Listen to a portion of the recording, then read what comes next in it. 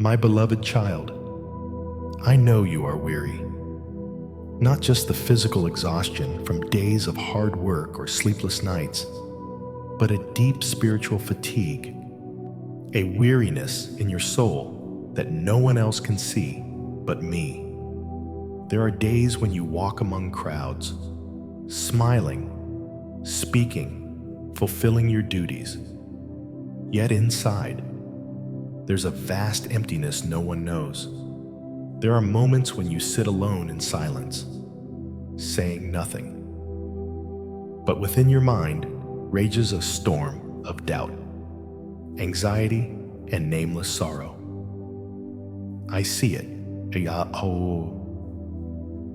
I see every movement of your soul. I see every resigned bow of your head, every time you force yourself to rise again, every moment you want to give up, but still cling to that final thread of hope. And I am there, never taking my eyes off you for a second. To others, you may appear strong, independent, needing no one's help, but I see the child within you, trying to hold together the pieces of a broken heart. You don't need to pretend to be okay before me. I don't love you because you are strong. I love you even when you are shattered. I love you in your weakness and collapse. My love doesn't come because you deserve it. My love comes because I am your Father, the one who created you, the one who loved you before you knew how to love me back. I don't come to judge. I come to comfort. I come to tell you, you do not walk through the darkness alone. When you sit in a darkened room, eyes fixed on the ceiling, but your heart tangled like knotted threads, I am sitting right beside you. When you rest your head on the steering wheel after a day of failure, I am in the breath you exhale. When you walk a long road with no one by your side, I step in sync with you. Even if you cannot feel me, there are moments when you think I have forgotten you. But my child, I never forget what I love. I have engraved your name on the palms of my hands. Every time you cry, your tears do not fall to the ground in vain. They fall into my hands, and I count every drop. I know there are dreams that have shattered. There are hopes you held, prayers you offered, things you waited for that still have not come to pass. I know you once believed in something grand, only to lose that trust through repeated disappointments. But I also know you still carry a tiny mustard seed of faith, something you think is too small to change anything. But to me, that seed can move mountains. You haven't given up entirely, and that is why I am still working in the silence. I am still writing your story, even if all you see is an ellipsis. Don't look at the blank page and think it's the end. I am planning a new chapter you cannot yet imagine. You may feel no one understands you, but I do. No one knows the weight of your worries about tomorrow. I do. No one sees how you strive to hold your family, your work, your sanity together. I do. No one knows how sometimes you just want to disappear. I do. And not only do I know, I carry it with you. When you no longer have the strength to pray, your sighs reach me. When you cannot find words, your heart speaks to me in a language no words can match. You don't need polished phrases to come to me. You just need to be honest. I love you in your rawness and fragility. I see the pain you hide. I hear the cries in your silence.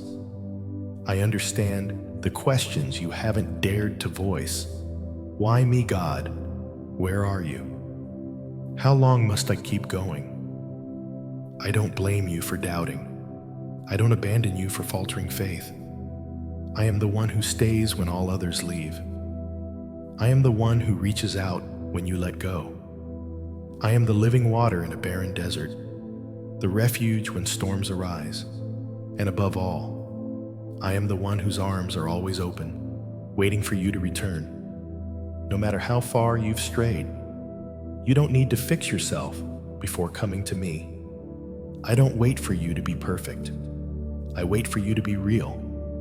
Don't think you must do everything right to be loved by me. I loved you before you did anything at all. Nothing you do can make me love you more, and nothing you do can make me love you less. My love doesn't depend on actions. It flows from who I am. I am love. And that love longs to heal you, piece by piece, not in haste, but deeply and enduringly. When you look in the mirror and see someone tired, failed, pitiful, I see a masterpiece in progress. I don't view you through the lens you use to judge yourself. I see potential you haven't discovered. I see doors you haven't walked through.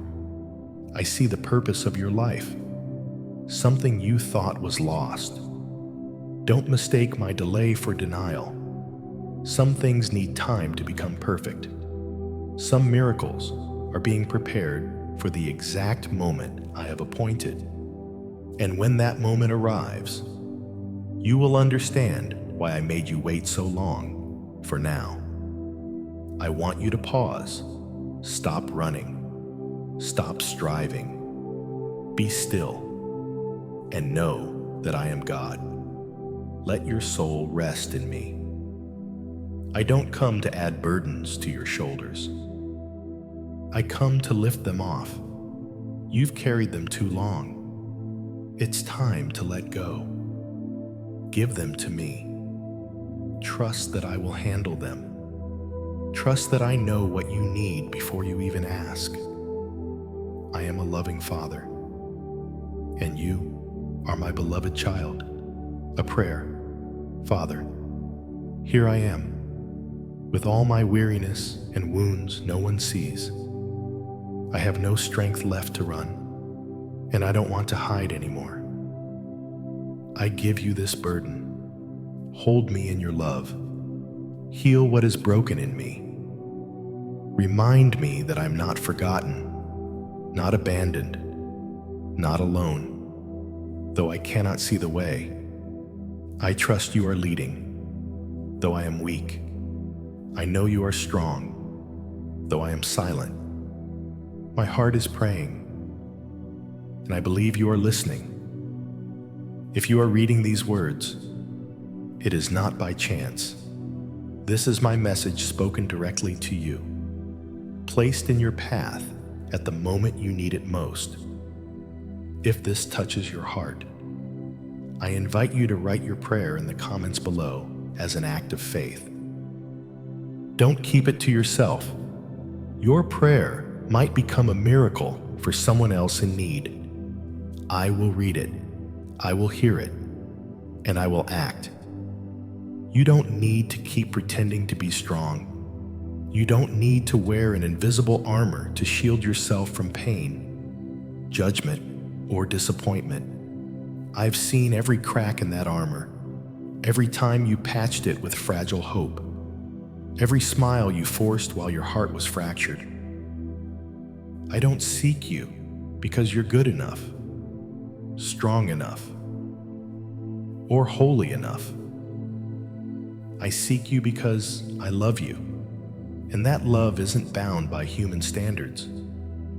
My love is like the sun. It doesn't stop shining because of clouds, even when you feel unworthy. I keep loving you as an unchanging promise. Perhaps you've felt your prayers fall into a void. You've wondered if your whispers in the night, your stifled sobs, your songs fading into silence, were heard by anyone. My answer is, I heard them all. Not one word was lost, not one tear was meaningless. As Psalm 56:8 says, I have collected your tears in my bottle, recorded each one in my book. I don't just hear, I feel, and I walk with you. Even when my silence makes you doubt. That silence isn't abandonment, it's preparation. I am preparing the best for you, even when you see only delay. You don't need to live as if you're invisible. You don't need to become a copy of someone else to be accepted. You are not a flawed creation. I placed in you things no one else has: a essence, a voice, a capacity to love and heal the world around you. I didn't create you to fade into the background. You were made in my image, not to live a forgotten life, but to reflect my light in a darkened world. Sometimes, that light is just a timely smile, a sincere embrace, a quiet word of encouragement, but it's enough to change someone's heart. And I see that in you, in this rushed world. You've lost yourself amidst packed schedules, ringing phones, unanswered emails, and unfinished responsibilities. But I don't measure you by what you do. I see who you truly are. You are not your role. You are not your failures. You are not your past. You are my child, loved not for achievements, degrees, or praise, but simply because you are part of me. As Jeremiah 1:5 says, before I formed you in the womb, I knew you. I know every fold of your soul, every scar, every dream you've never shared, and I call you by your true name, not the one society gives you, but the one I wrote in eternity. If you feel lost, unsure of who you are or where you belong, know this: you always belong to me.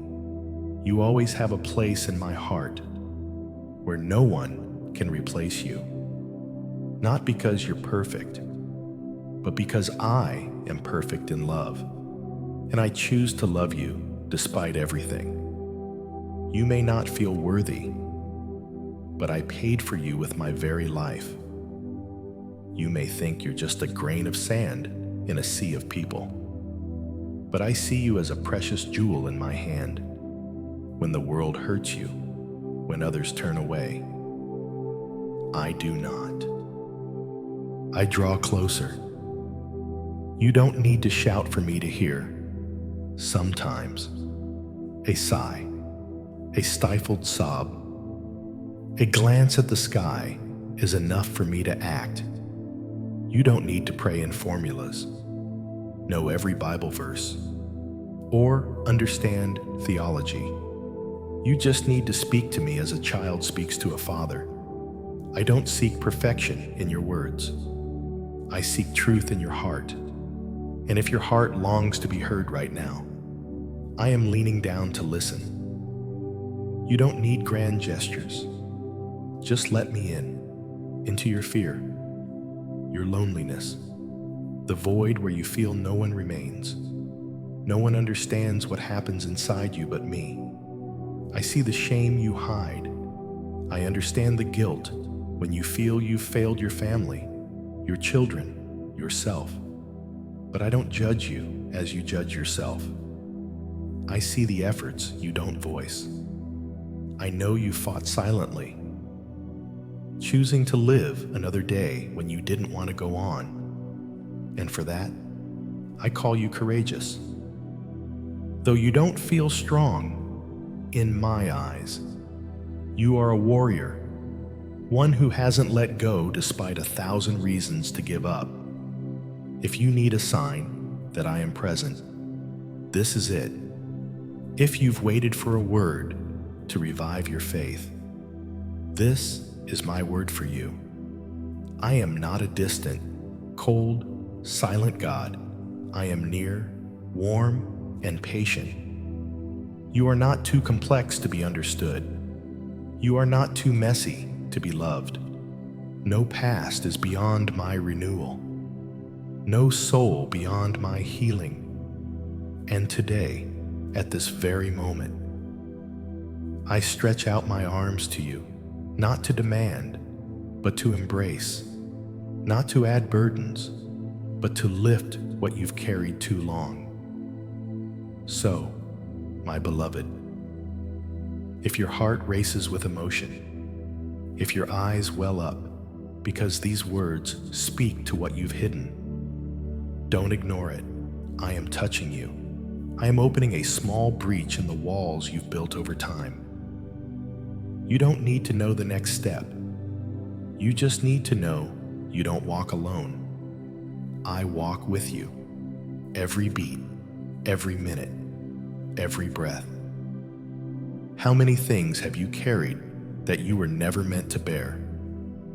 For how many years have you strained under the weight of responsibility, sorrow, hurt, and disappointment, as if no one else could understand your burden? Are there mornings when you open your eyes and feel exhausted before the day begins? In fitful sleep, do you carry anxieties, debts, fractured relationships, unfinished dreams, and confusion over things you can't control? I have seen it all. Every piece. Like heavy stones piled on your shoulders. Things no one has helped you lay down, and you haven't dared to release, fearing that if you don't hold them, everything will crumble. But my child, I said in Matthew 11:28, come to me, all you who are weary and burdened, and I will give you rest. I don't invite you to lecture you on morality. I invite you to breathe, truly breathe. In a world that measures worth by success and endurance, I don't praise burnout. I don't honor those who neglect themselves to carry the world's weight. I praise the soul that pauses, listens, and hands its burdens to the one strong enough to carry them. I didn't create you to live like a beast of burden, head bowed, enduring. I created you to walk in light, with a heart unburdened, not crushed by worry. The mental weights you carry were never yours to bear. The weight of self-judgment, of feeling not good enough, not holy enough, not worthy enough. Those are lies from the world and the enemy of your soul. They blind you, making you forget who you are in my eyes. You've thought you must be responsible for everyone, everything, every problem. You believed silence and endurance were how you protected others from disappointment. But while you hid your exhaustion, I saw your face clearly. I know the times you pretended to be fine to avoid troubling anyone. The nights you stifled tears so your children, parents, or spouse wouldn't see your weakness. I was there. And I want to tell you, no one asked you to be the pillar of everything. I am the unshakable foundation. When you try to hold it all, you forget I'm waiting for you to hand it over. Not because you failed, but because I am the Redeemer. Not just of your soul, but of the things that hurt you. Give me the things you don't understand. Give me the words you've heard, but don't know how to answer. Give me the plans you've made, but don't know where to start. I am no stranger to broken hearts, empty hands, or sorrowful gazes. And you are not alone in your exhaustion. Whether someone shares your home or you live alone, I am in the air you breathe, in the pause between your heartbeats. Your burden may not be material. It could be the feeling of being unseen, the responsibility of being a parent, the silence in a cooling marriage, the longing to be understood that has never been fulfilled. I overlook no detail of your soul. When Abraham prepared to offer Isaac, he didn't know I had a ram ready. When Moses faced the Red Sea, he didn't see the path I opened beneath the waters. And when you're in the storm, you may not see the solution, but I'm preparing a way your eyes haven't yet perceived. Don't let my delay make you doubt my love for you. Some things you must release so your hands are free to receive what I want to give. Like a child clinging to a broken toy, refusing to let go and unable to take a new gift. Are you holding on to the past like that, clinging to a person, a dream, a failure, as if it defines you? I invite you to let go, not to lose, but to receive something better, some burdens you've grown so used to. You think they're part of you, but you were born for freedom. Freedom from judgment, freedom from burdens, freedom from the voices in your head saying you're not enough. When I carried the cross for you, there's no reason you should live as if no one understands.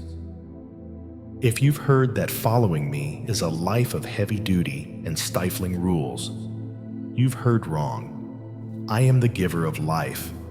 I am the one who told the storm, "Be still."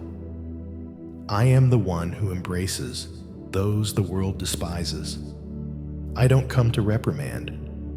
I come to rescue, not to confuse you, but to give you solid ground amid shaking earth.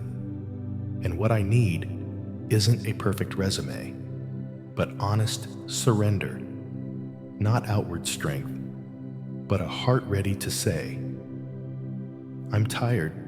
I can't carry this alone anymore." I don't work miracles based on your conditions. I work miracles based on my unconditional love.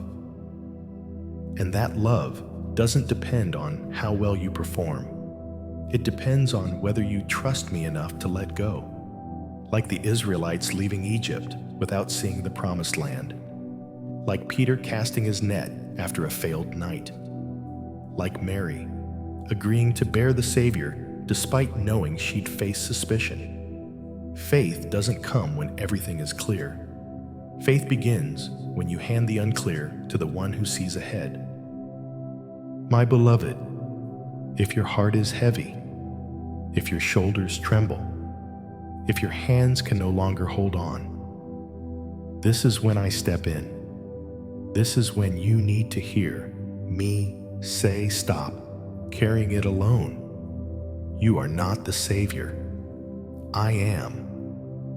You don't need to be responsible for everything in life. You just need to walk one day with me, one step at a time. That is enough. You weren't created to live a life of survival. You're not a machine meant to keep turning even as it rusts inside.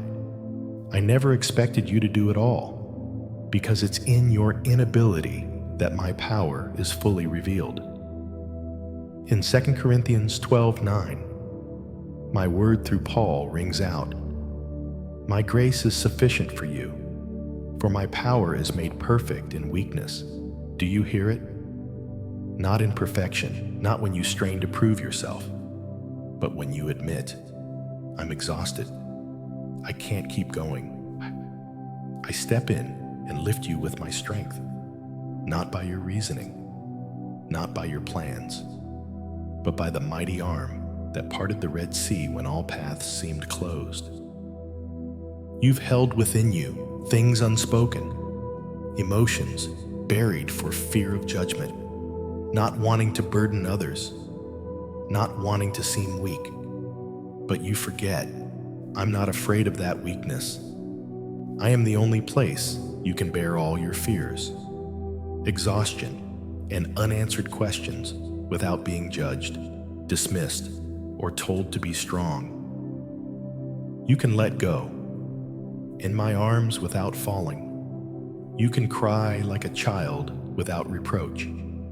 You can be silent all day and still be understood, because I know you not just by what you do, but by who you are, the being I created in holiness and love. When you carry burdens alone, your spirit withers. What should bring joy becomes a weight. What once made you happy turns into duty.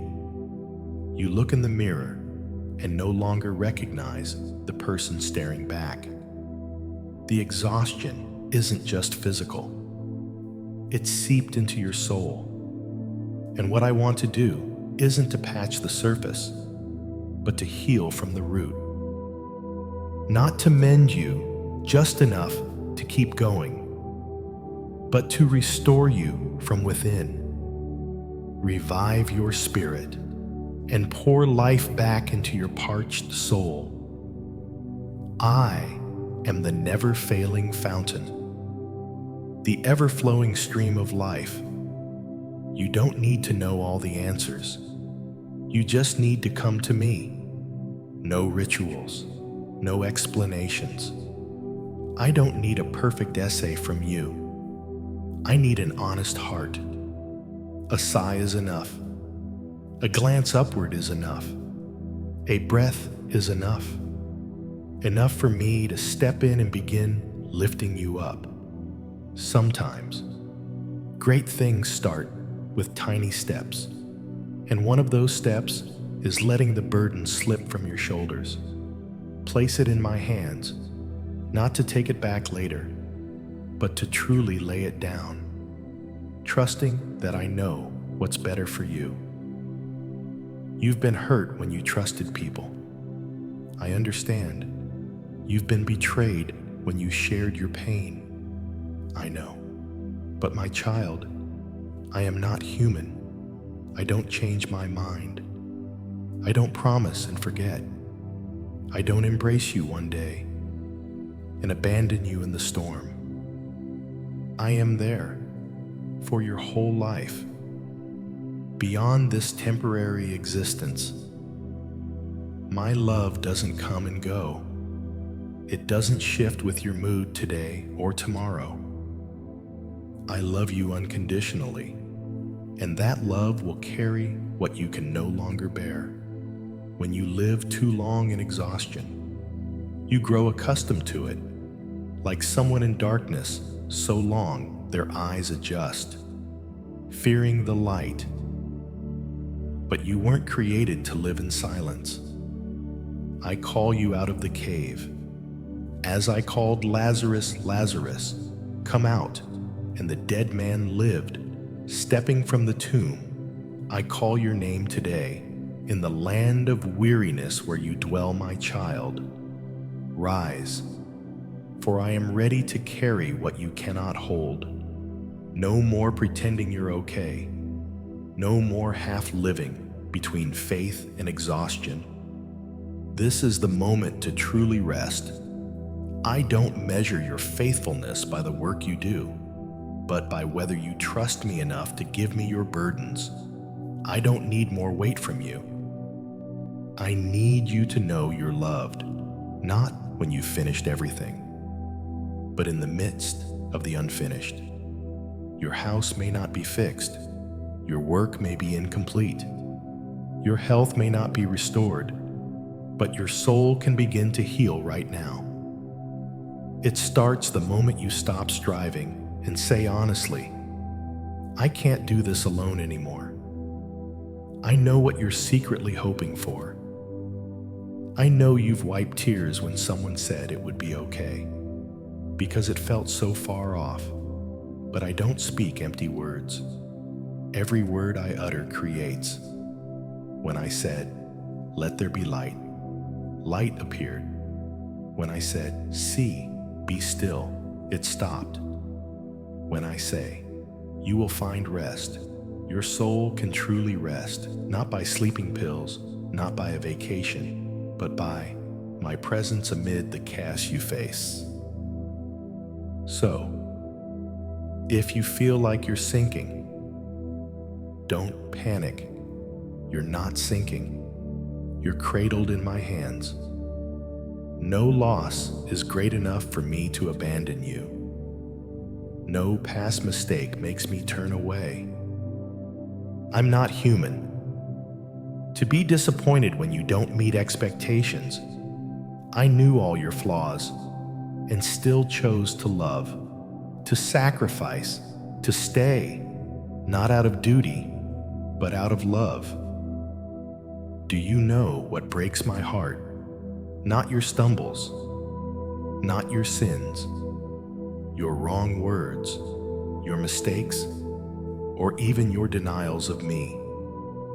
It's the moments you believe I won't forgive, when you see me through the lens of human judgment, thinking I keep a ledger of your wrongs to settle later, when you keep your distance, believing you're no longer worthy. But my child, my love isn't built on conditions. It doesn't waver with your actions or shift with your performance.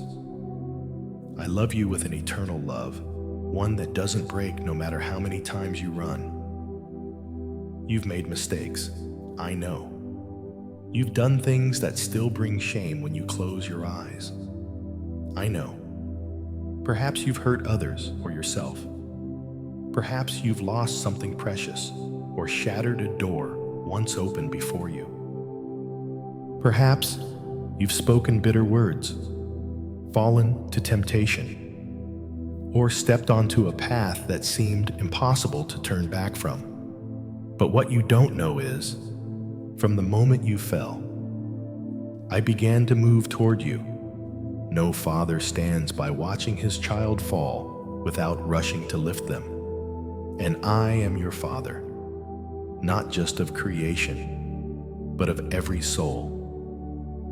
Every time you blamed yourself, every guilt-ridden, sleepless night, every attempt to start over while feeling sin still clung to you. I was beside you, not to point and condemn, but to wipe your tears. I am the only one with the right to judge you, and I am the only one who chooses not to, because I let the punishment fall on my only Son, Jesus Christ, so you could be free. I don't need you to be punished again. His blood was enough. I don't ask you to do anything to earn forgiveness. I only ask you to believe I'm willing to give it. Don't be like Adam and Eve after sinning. They hid in the bushes, thinking I'd come in anger. But I came with a gentle question. Where are you? Not because I didn't know, but because I wanted them to know I was still seeking them, never forsaking them. They were sent from Eden, but my heart never banished them from my love. Humanity distanced itself from me, but I never distanced myself from them. And today, that question echoes, where are you? Are you hiding? Hiding in work, in forced laughter, in a lifestyle that leaves your soul increasingly weary? Are you afraid that if you turn to me, you'll only find silence? But my child, the moment you turn back, all heaven rejoices. Luke 15:7 says, there will be more joy in heaven over one sinner who repents than over 99 righteous persons who need no repentance. I don't keep a ledger of your wrongs to tally. I wait for one step back, and I'll do the rest. Perhaps you've heard sermons on forgiveness, but never truly believed you're forgiven. Perhaps you've prayed for forgiveness many times. Yet, deep down think, God will remember. But I tell you truly, as Psalm 103:12 says, as far as the east is from the west, so far has he removed our transgressions from us. Do you know what that means? East and west never meet. Once I forgive, I don't look back. Once I cleanse, No trace remains. Don't judge my forgiveness by your emotions.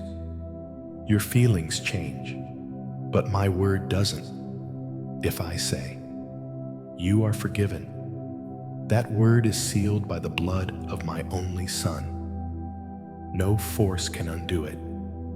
No past can block my love from reaching you. Though you feel shame, though you haven't forgiven yourself, I've let go. I've buried it. I've wiped it clean. Now, the question is, can you believe it? You've stood in church, bowed your head as worship music played, yet felt excluded. You thought, this isn't for me, but I want you to know, no one is excluded from my love. No one is left behind. Whether you're the most stubborn or the weakest, my arms are open like the Father running to meet the prodigal son.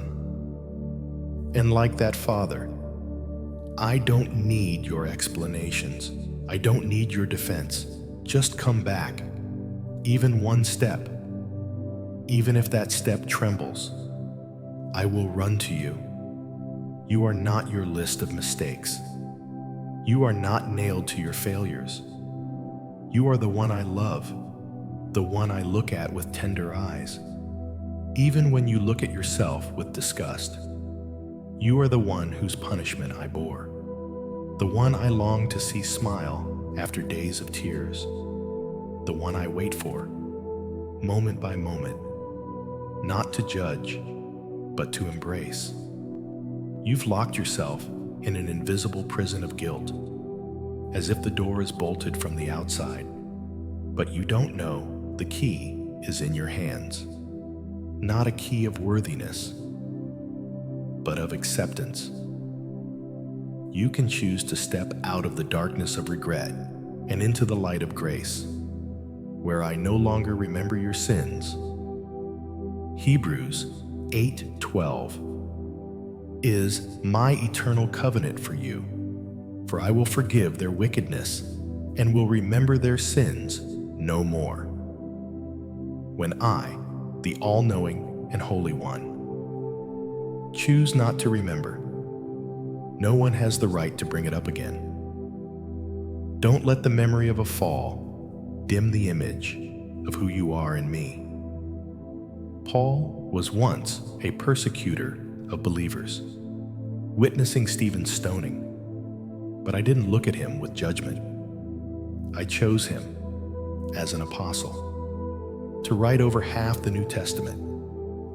If my grace was enough to turn a persecutor into a preacher, it's enough to turn your regret into a song of restoration. You see obstacles, I see potential.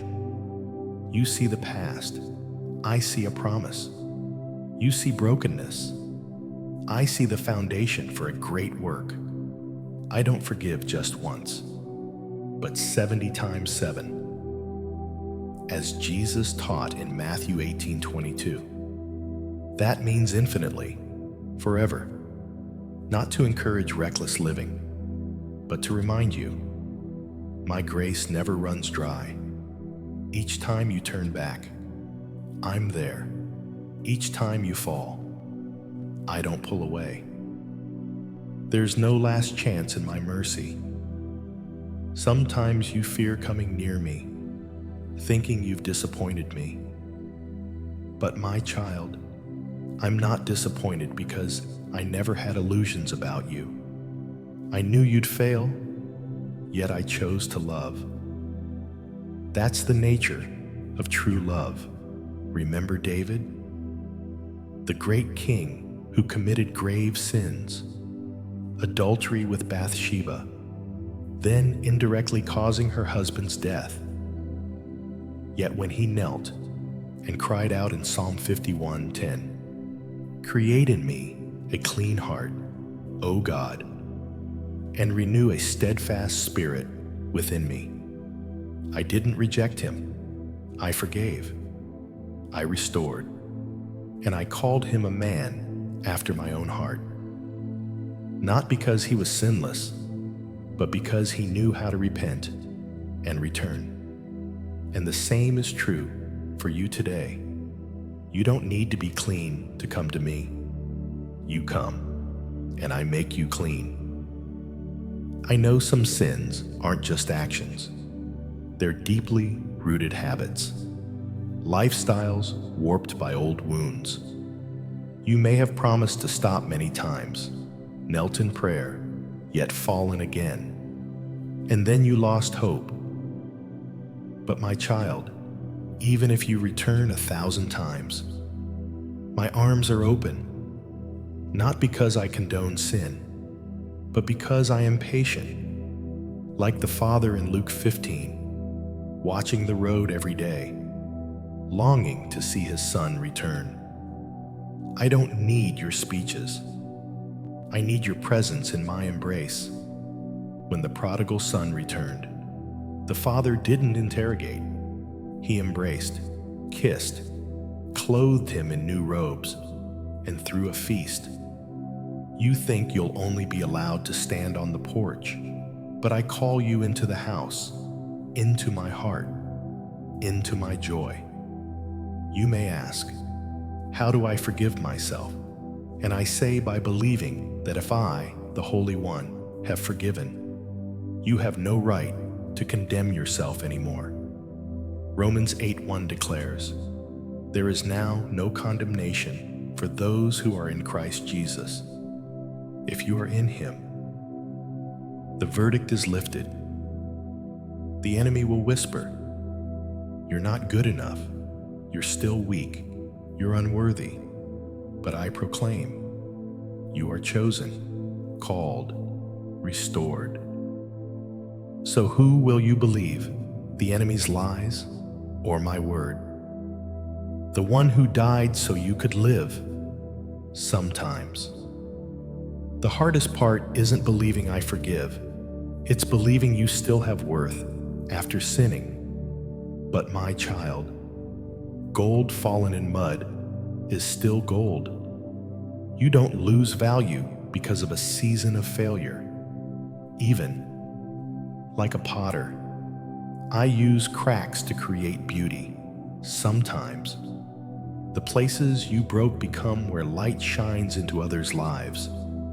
You are not discarded. You are being remade. And I never abandon a work I've begun. You've walked into crowded rooms, yet felt you didn't belong.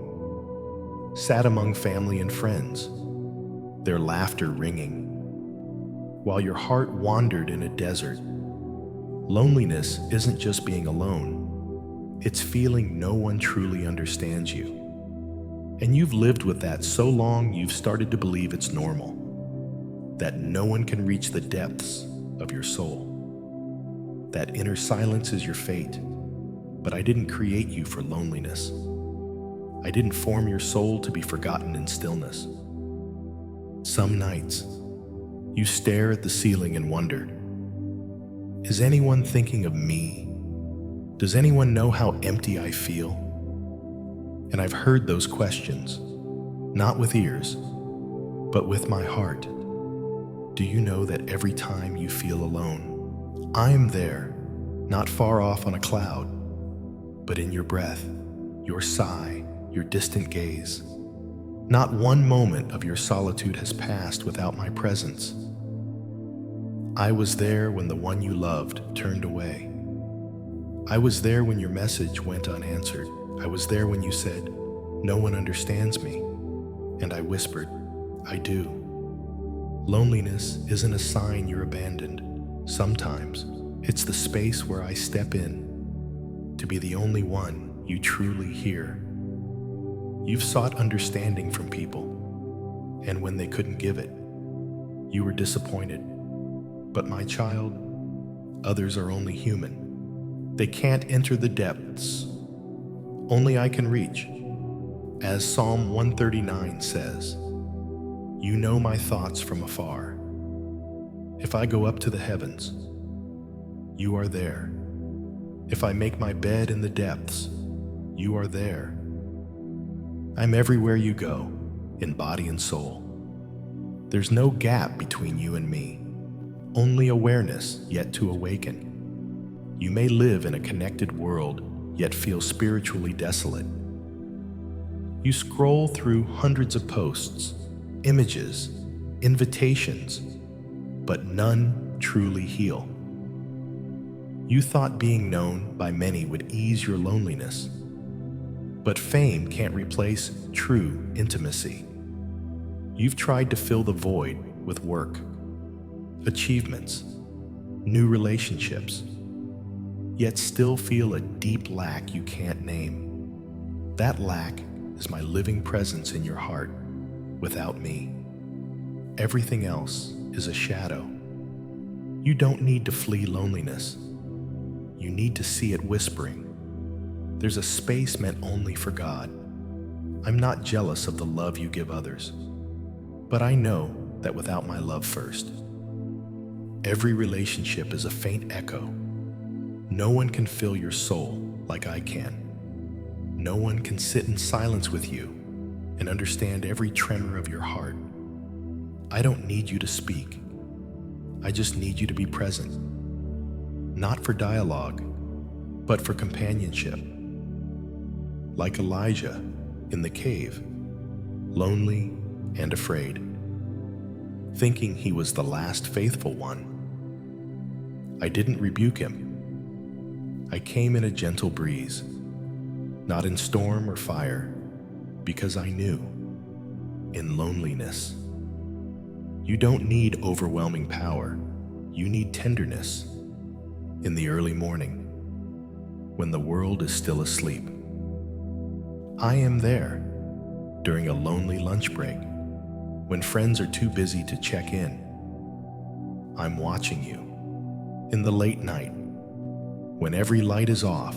I keep vigil, and in your heart, though you don't always feel it, I beat in rhythm with every hidden emotion. The loneliness you carry isn't a punishment, it's an invitation to a deeper relationship with me, where no one else can reach, where only my unconditional love and your soul meet in a sacred encounter. If you felt invisible, unneeded, unloved, hear this: I choose you, not because you stand out, but because you are mine. You don't need to become someone else to be loved. You don't need to live differently to be noticed. I love you in your honesty and silence. I see you when your soul is bare. I hold you when you have no strength to smile. And though no one calls your name, I call you my beloved. Don't think that because no one walks with you, you failed. Don't believe that being left behind means you're not enough. Jesus faced loneliness in Gethsemane. His disciples slept. No one grasped the weight of his pain. But in that very place, his loneliest, most agonizing moment, he chose obedience, and through that, humanity was saved. So, if you're walking through a season of emptiness, it may be where I'm shaping you for something greater. Loneliness isn't the end. It can be the door to the profound. I see you trembling, not from cold winds outside, but from storms within your heart. You hide your fear behind a calm mask, but I see through it. Not one flutter of your heart escapes my gaze. Some fears are so big they steal your sleep, your appetite, your peace. Others drip quietly, like water wearing down stone, fear of being forgotten, betrayed, losing what you love, or repeating past pain. And my child, I don't blame you for being afraid. I don't call fear weakness. I call it an opportunity for me to step in and be the unshakable fortress for your soul. Amid uncertainties, a rapidly changing society, and unsettling news, I am the one who never changes. unlike humans who promise and fail, unlike seasons that shift from rain to drought, unlike emotions that sway day to day. I am the fortress unmoved. As Psalm 18:2 says, "The Lord is my rock, my fortress, and my deliverer." Do you know what that means when everything else collapses? I stand firm. When no one answers your call, I am the one who responds without a phone. When every door shuts, I am the door no one can lock. I know you fear failure, losing respect, being looked down on. You fear loving again, trusting again, investing effort only to lose it all. But do you know what's truly frightening? Living without believing there's a power greater than fear. Fear will always come, but the issue isn't whether it arrives. It's who opens the door when it knocks. If you keep me at the center, when fear knocks, faith will rise and say, "There's no room for you here." Look at Joshua, standing before a vast people, bearing the weight of succeeding Moses, a young man, untested as a leader, facing a promised land full of enemies. And I told him, not once but 3 times, "Be strong and courageous. Do not be afraid. Do not be discouraged. For the Lord your God will be with you wherever you go." Joshua 1:9. Not because Joshua was skilled, but because I was with him. You don't need all the abilities. You just need to know you don't walk alone. When you feel too small before the storm, remember Job. He lost everything, children. Wealth, health, honor. Yet in ashes, he declared, "I know that my Redeemer lives." Job 19:25. That's faith unswallowed by fear, because he knew I was still there, even when all else was gone. I don't sit idly watching you struggle. I don't stay silent when you call. In Isaiah 41:10, I promised and still keep my word. Do not fear, for I am with you. Do not be dismayed, for I am your God. I will strengthen you and help you. I will uphold you with my righteous right hand. The peace I give isn't like the world's. The world says you must control everything to feel secure. But true peace comes when you surrender control to me. When you say, "I don't understand, but I trust." When you dare to step out of the boat, like Peter, amid the storm, and fix your eyes on me. You will not sink. Peter only began to sink when he looked at the wind instead of me. Don't look at the waves. Don't listen to the wind. Look at me, the one standing in the storm, calling, "My child, don't be afraid, it's me." Perhaps today, you fear what next week holds. A surgery, a trial, a financial decision, a rejection hanging in the air. But do you know? Though you haven't reached tomorrow, I'm already there. I am Alpha and Omega, the beginning and the end. I've seen it, and I've prepared. Nothing happens to you outside my hands. I don't promise to remove every hardship, but I promise you won't face it alone.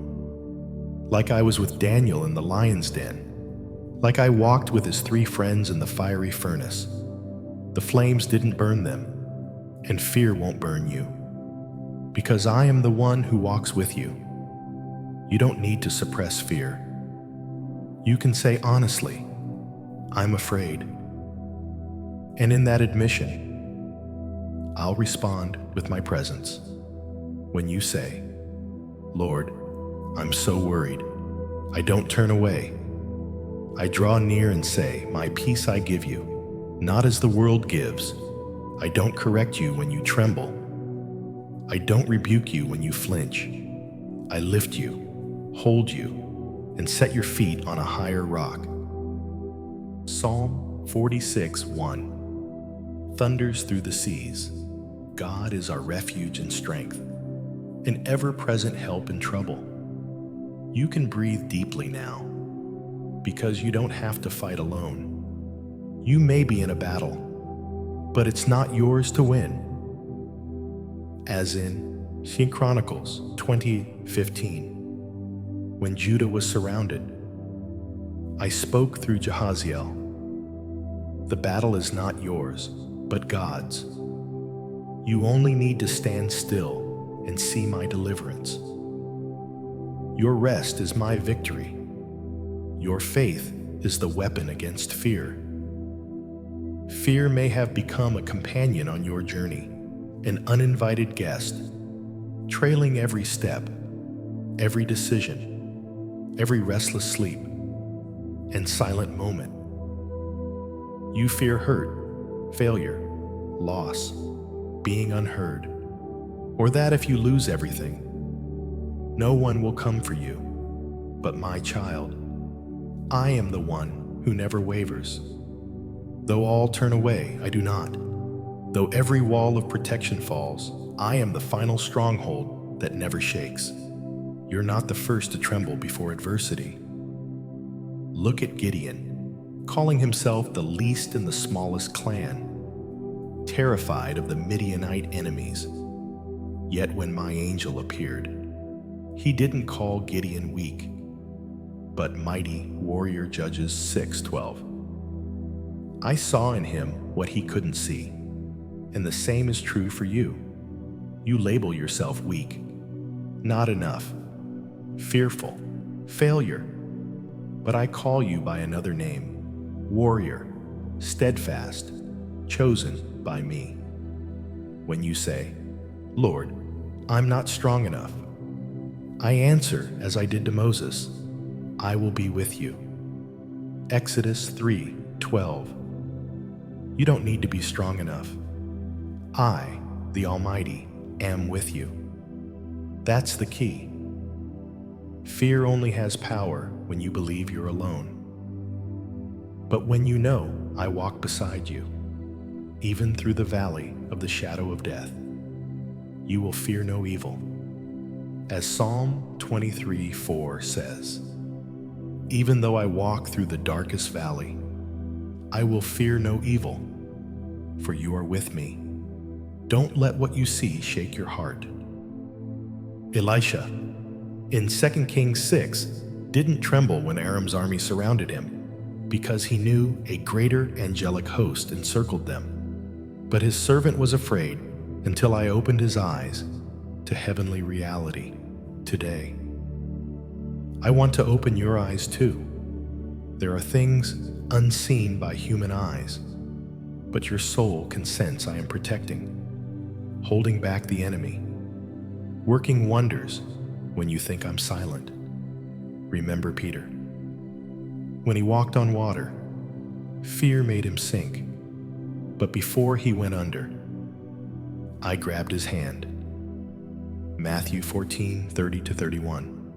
I didn't let him drown in failure, and I won't let you be swallowed by panic. You may tremble, your faith may waver, your grip may slip, but my hand never slips. It's not about you holding me tightly. It's about me holding you securely. Fear can make you forget who holds ultimate authority. It blurs the truth that this universe isn't ruled by chance, but by me, everything in your life. I know, I measure, I allow with a good purpose. Romans 8:28 says, in all things, God works for the good of those who love him. Not everything is pleasant, but everything can be turned to blessing by me. That's why you don't need to fear tomorrow. I've seen it, and I'm there. If your heart is troubled by a closed door, an unanswered prayer, an unreturned message, a pending outcome, Listen to what I say. Be still and know that I am God. Psalm 46:10. You don't need to understand to trust. True faith is standing firm in what you don't yet see. Believing my promise despite contrary reality and in the darkest place. I often give the brightest light. You have a choice, not between fear or no fear, but between trust or letting fear control you. When you choose trust, fear doesn't vanish instantly, but it loses its grip. You'll still tremble, but you'll step forward. You'll still worry, but you'll pray. And when you take a step of faith, I'll make the ground beneath you firm. As Asaph said in Psalm 73:26, my flesh and my heart may fail, but God is the strength of my heart and my portion forever. So, my beloved, if you're living in moment-by-moment tension, if your heart races with dread of what might come, pause and feel. I'm placing my hand on your shoulder. No child fights alone when their father stands right there.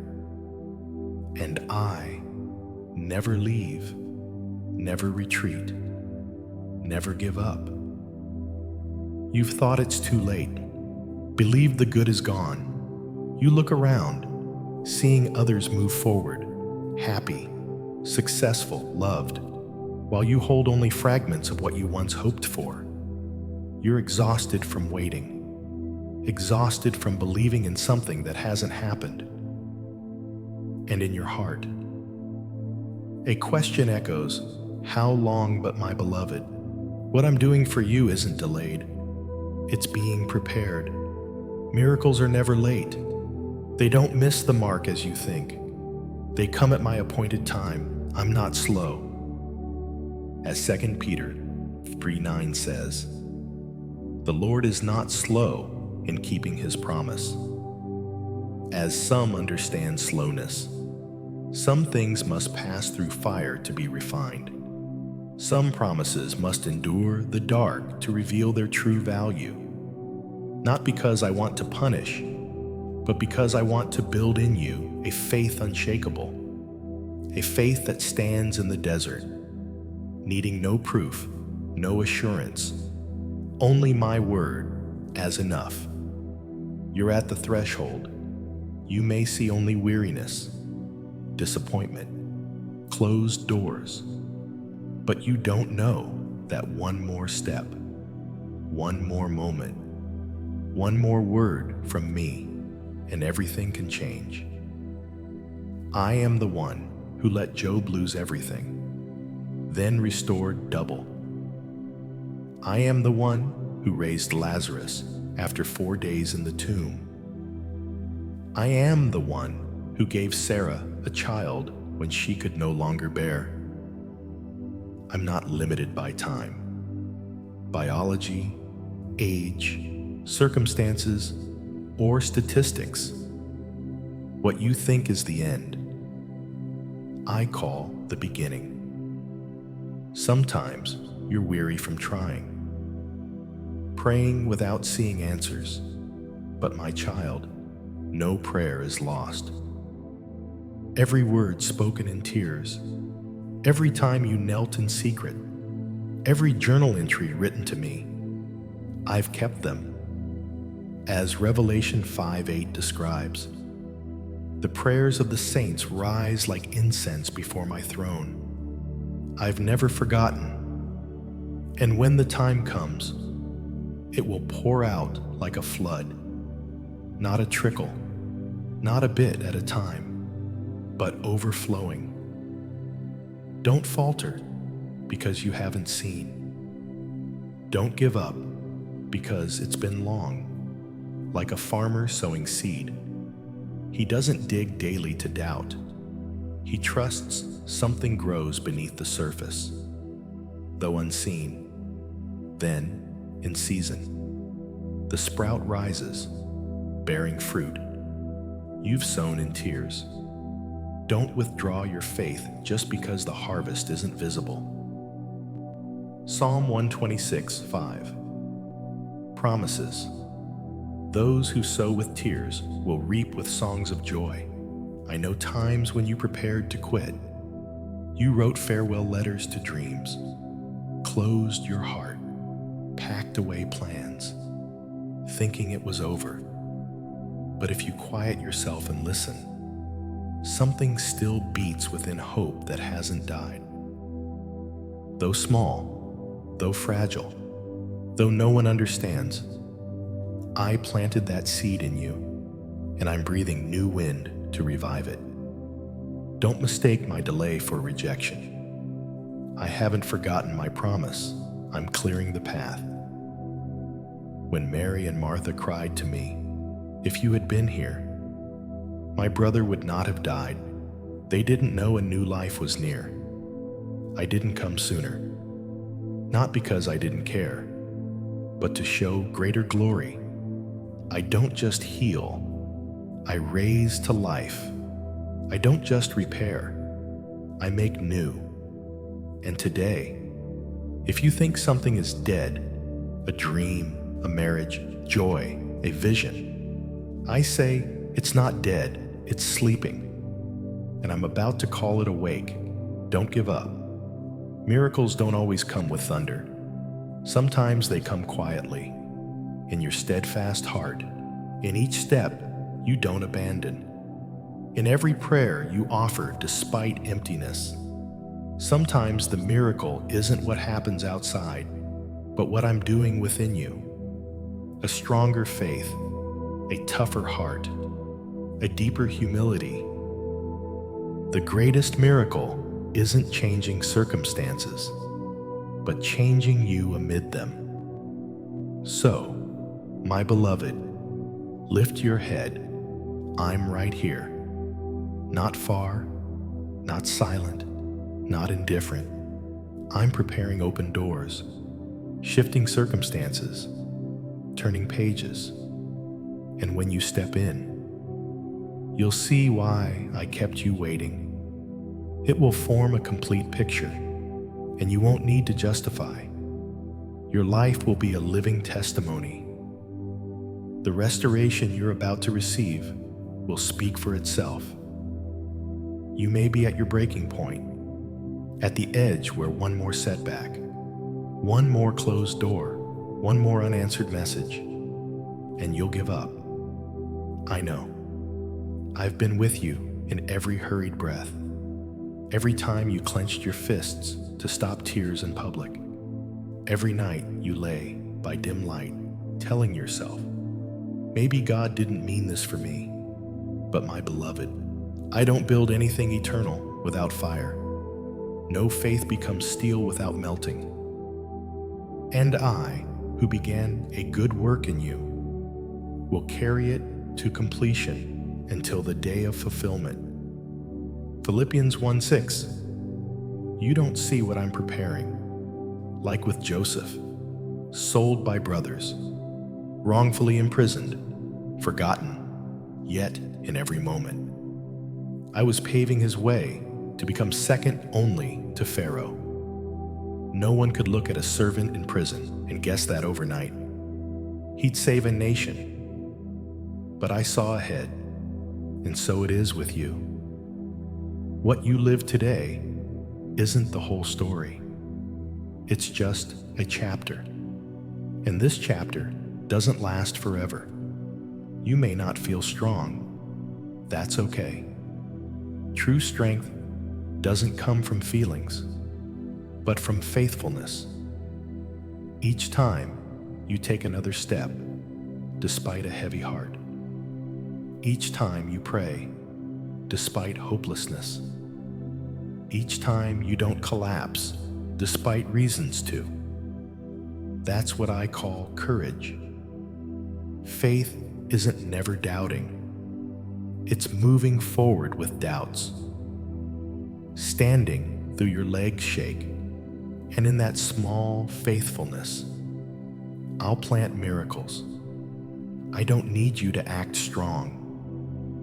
I need you to be real, like Jacob, wrestling with the angel all night. He didn't win by strength. He won by not giving up. And at dawn, he received a new name, Israel, one who struggled with God and prevailed. Genesis 32:28. Do you know your inner wrestling with doubt, delay, unanswered questions is a spiritual struggle? And I see your perseverance. I'm giving you a new name, one who doesn't surrender. You think you're waiting for me, but I'm waiting for you. Not for you to be better, but to trust deeper. Waiting for you to stop relying on your timeline. Waiting for you to release your plans and let me paint something beyond your imagination. I'm not a God of temporary things. I turn impossible to possible, pain to testimony, fear to a lever for miracles, and you're so close.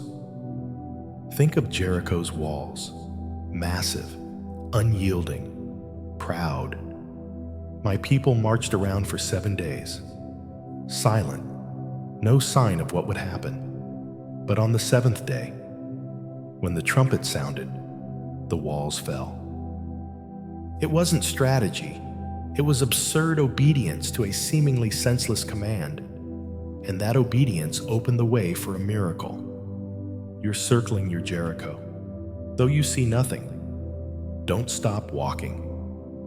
My trumpet is about to sound when you stand at the line between giving up and pressing on. When your mind screams, I can't anymore. No, that's when heaven begins to move. Miracles don't always come before exhaustion. They often come when you think you'll collapse completely. Because I want you to know it's not your effort, but my hand that saves. I don't share glory. When I work a miracle, no one can claim they made it happen. That's why true miracles always carry the mark of surprise. Don't trust the silence. Silence doesn't mean absence. At night, you don't see the sun, but it's still returning. So too, the miracle you need is drawing near, minute by minute, hour by hour. You don't need to see to believe. You just need to stay in my love, in my promise, in the smallest daily faithfulness. I'm working backstage. You can't see, but the stage is being set. And when I raise the curtain, you'll realize every wait was worth it. You've always waited for thunder, a glorious miracle, a sign sparkling like a star falling at night. You hoped my presence would come like a mighty wind, a lightning bolt splitting the sky, heaven's gates flung open with a roar. But my child, I don't only dwell in storms. I don't only appear in grand cathedrals, with choirs singing or skies ablaze. I'm in your sigh when you have nothing left to say. I'm in the sunlight slipping through your window, in the glass of water you set on the table, in the slow steps you still take each day. Not every time I come is majestic. Often, I choose to come quietly, like Elijah, exhausted prophet, hiding in a cave, waiting for me in earthquake, wind, or fire. But I wasn't in those. I came in a gentle breeze. Kings 19:11-12. A breath no one notices, a whisper no one measures. But that was my true presence. And today, if you feel I'm gone, you may be looking for me wrong. You're expecting an earthquake, while I'm sitting beside you, silent but never leaving. Have you thought that waking up on time, meeting the right person, avoiding an accident, was random? It's not. Every moment you live, I've arranged. Even when you rush out and return for something forgotten, you don't know that small act saved you from something else. When someone calls just when you're at your lowest, you think it's chance, but I'm the one whispering to their heart, "Call my child." When you're tired and find a seat in a crowd, when someone gives you their place in line, I'm saying, "I see you." I'm the one who sets each leaf to fall in its season. I'm the one who crafts each fingerprint, none alike. You think I'm too great to notice small things? No, because I'm great. I'm also meticulous.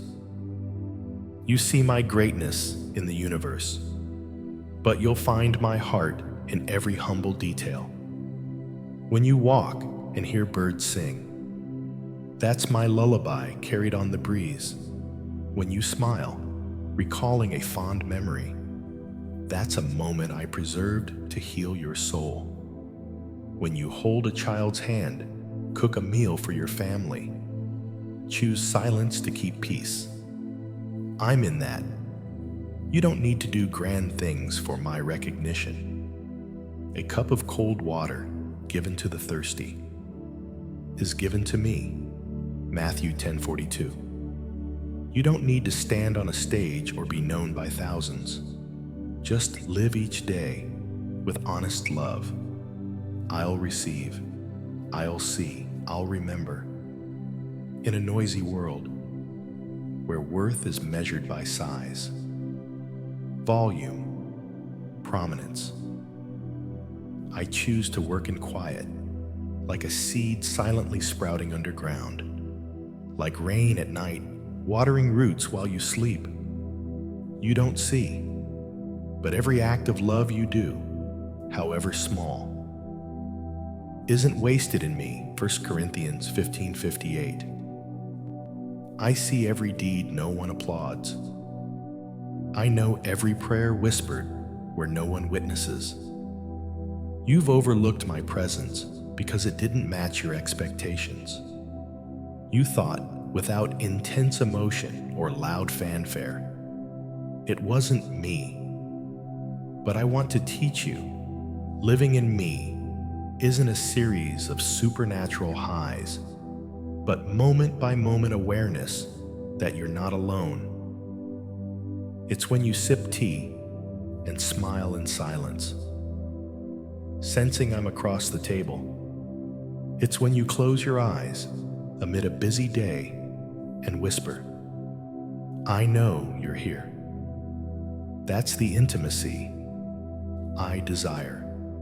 Unshowy, undramatic, just real and close.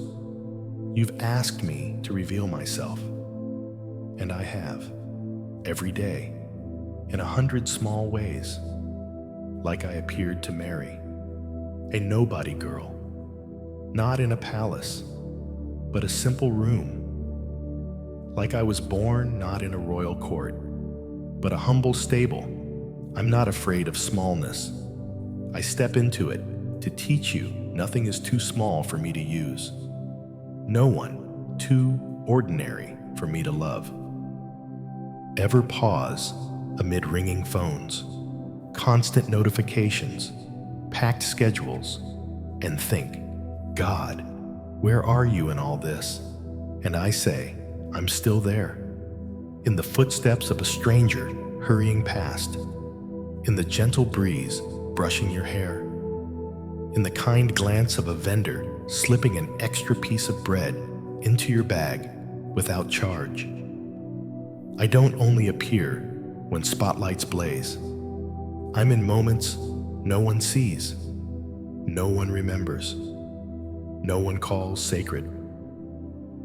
When you wash dishes in exhaustion but smile for love of family, when you fold a child's clothes with a nostalgic smile, when you choose to listen over speaking, Forgive over anger. Yield over winning. I'm in those choices. That's where I work deepest. In the quiet spaces you think are empty, remember Naaman, the mighty general with leprosy seeking Elisha.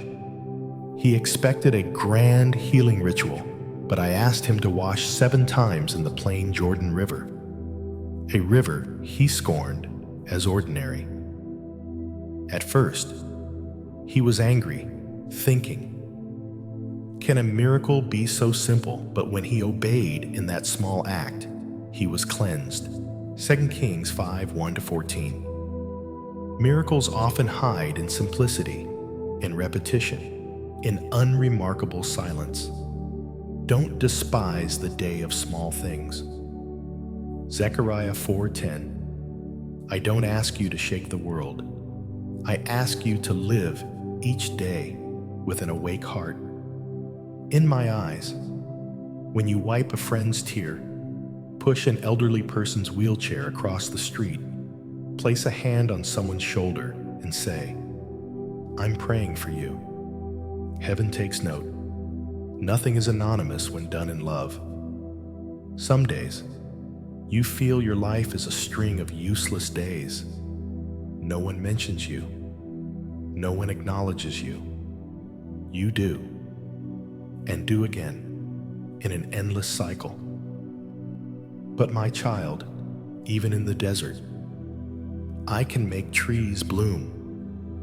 In Isaiah 35:1, I say, the desert and the parched land will be glad. The wilderness will rejoice and blossom like a rose. So too, I'm using every small thing you do to water life, to pave the way for greater things your eyes haven't seen. When you smile at someone, unaware of their inner struggle, that smile can be salvation. When you pray for a stranger without prompting, that prayer can shift their destiny. I use the small to accomplish the great. Not because I lack power for the spectacular, but because I want you to learn to see me not just in outcomes, but in every step. I don't always speak from a burning bush. Sometimes, I whisper in your heart a gentle thought. Call that person. Stop and check on them. Bring an extra umbrella for someone. Those seemingly trivial things are missions, opportunities, miracles in the shape of kindness. You may think your life too ordinary, a dull work schedule, a room without applause, a life with no miracles shared online. But there, I'm watching and smiling, because in a frantic world, you choose gentleness. Amid crowds passing by, you pause to hear a soul, and I see, I record, I reward.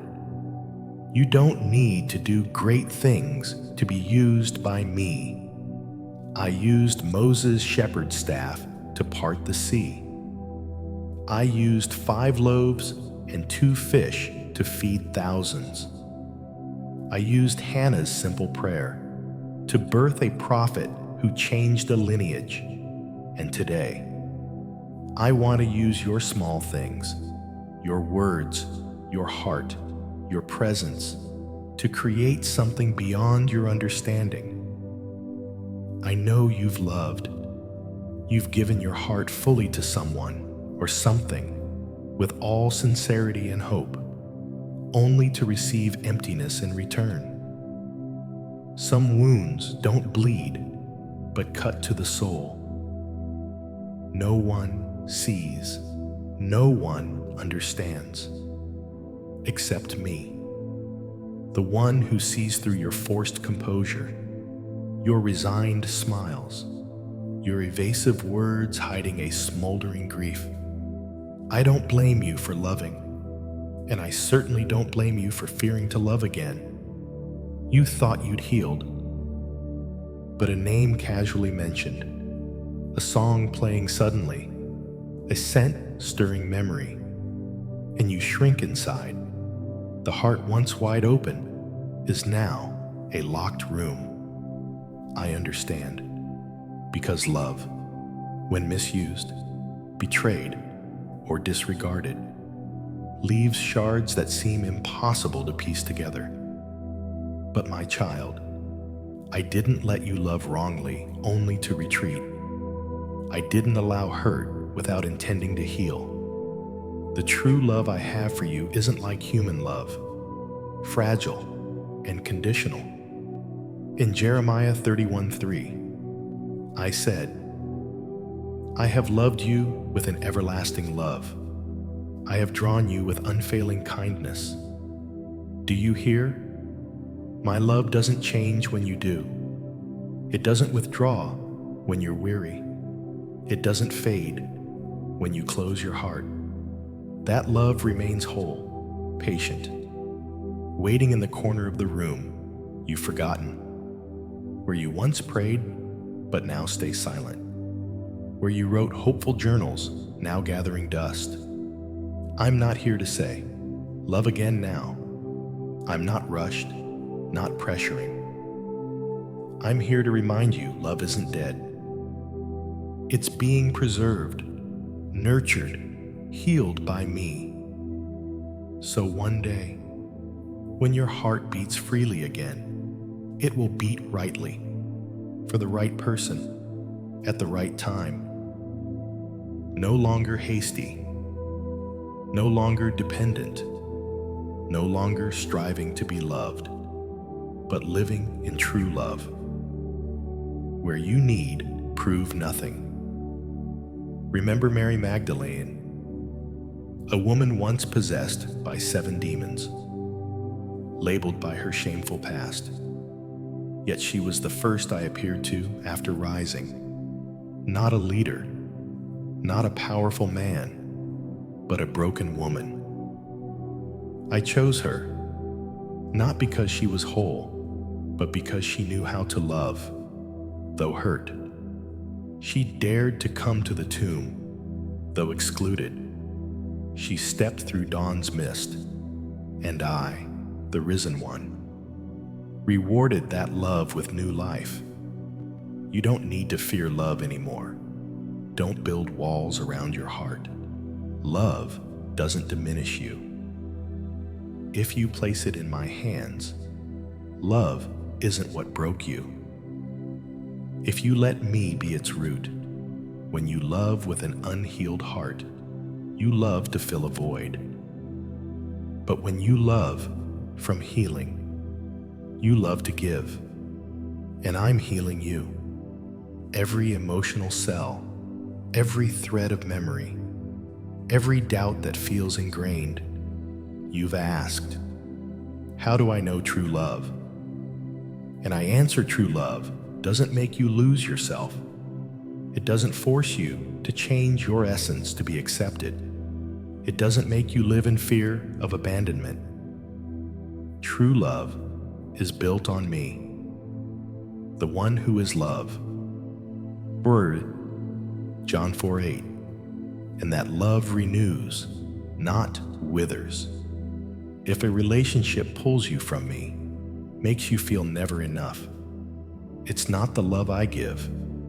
And if your heart is now a garden ravaged by storm, trees broken, flowers wilted, soil dry, my child, I am the good gardener.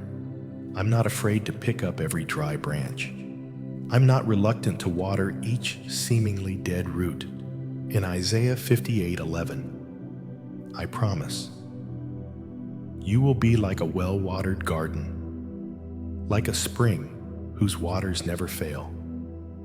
I'll make love bloom in you again, not as before, but better. Not to seek someone to complete you, but to become a stream watering others. You're not ruined for loving wrongly. You're not pitiful for being betrayed. You don't need to be ashamed for opening your heart and being hurt. That very capacity to love proves you bear my image, for I too loved and was rejected, opened my heart and was crucified. But I didn't stop. I didn't lock love away because humanity betrayed me, and I invite you to live the same. Not loving by weak instinct, but by the strength of one healed, my beloved. This is a sacred moment, no longer just soothing whispers or comforting words, but a mighty call from the depths of the Spirit, a call from heaven itself, touching the deepest part of your soul. It's time to rise, not just to stand on your feet, but to stand in faith, not just to open your eyes, but to open your heart, not just to wipe tears, but to shake off everything holding you in darkness. For you've reached the threshold where tears have been enough, wounds deep enough, and waiting long enough. This is no longer a journey of endurance. This is the hour of restoration. I don't want you to merely survive. I want you to thrive. I didn't create you to bow out under the weight of past, fear, rejection, or sin. I formed you to reflect my light, to bring hope to dry places, to live as one redeemed, healed, and called by your true name, chosen by me. Don't let what you've endured become a grave for your calling. Don't let others' words stamp your worth. Don't let time pass with your soul still caged in silence and doubt. For I am drawing near, not just to dry tears. I come to give you a crown for ashes, the oil of joy for mourning, a garment of praise for a spirit of despair. Isaiah 61:3. You are no longer a victim. You are a survivor. You are a witness. You are the vessel I want to use to overturn every evil that trampled your heart. You don't need to fear the light anymore. The parts of you hidden, ashamed, too painful to name. I'm touching them, not to expose, but to restore, not to condemn, but to pave a way. Don't close your heart another second. Heaven's gate is open, and your soul knows. This is my hour. Don't dwell on the past. Don't fear you're unready. I don't choose the perfect. I choose those who bow and say, I need you. I'm rewriting your story, not with the ink of human hands, but with the blood of the Savior. No one can erase it. No one can edit it. No soul, no past, no force can stand between you and what I'm preparing. You're not reading this by chance. You were led here at the exact time, place, pain, and breaking point heaven ordained. This isn't just text. This is a divine word. This is my voice, ringing from the unseen depths. Come out.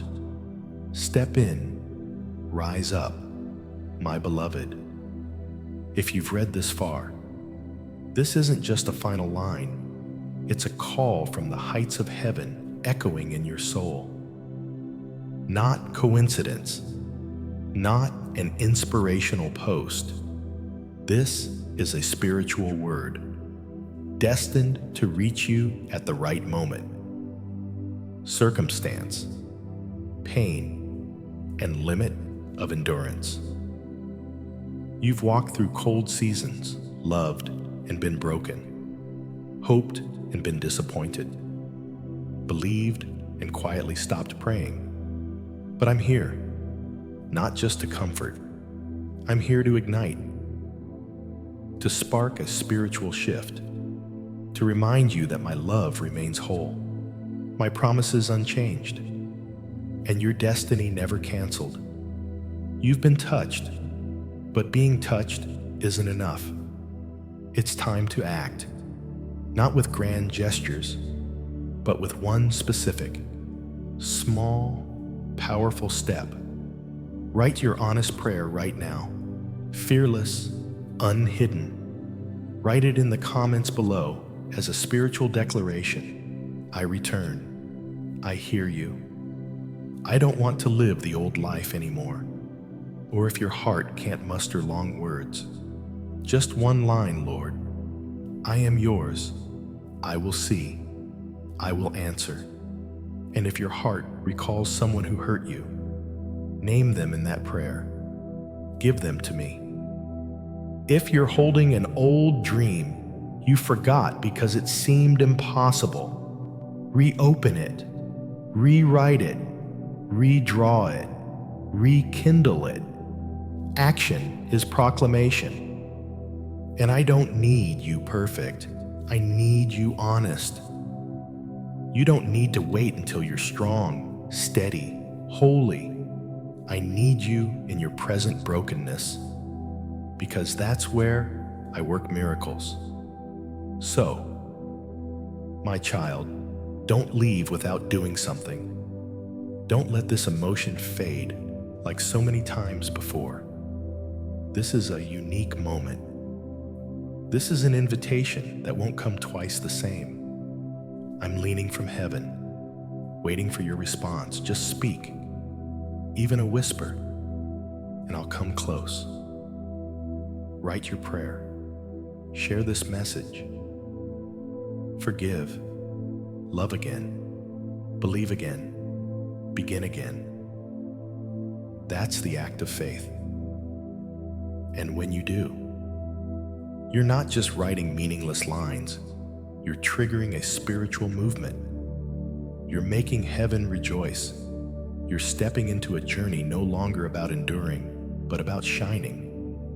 You're no longer the fallen. You're the one rising. And I, your God, will walk with you every step, every hour, every sleep and waking, until I fulfill every promise I have made. I'm waiting for your words, not tomorrow, now. For this moment, the one you hold in your hands, is the sacred time I ordained from eternity. You don't need to know where to start. Just start where you stand, from your simple room, your familiar desk, your heart pounding in your chest. You don't need a spotlight, an announcer, or witnesses, just you and me, in that seemingly silent space. I'm leaning down, hearing every breath, every word you're about to say, or still hesitate to voice. I don't measure your faith by church visits or prayer length. I measure it by whether you dare trust me now. Dare to believe my word to you is true. Dare to believe miracles aren't for others, but for you. Dare to believe that after all you've endured, you can step into a new beginning, and you don't walk alone.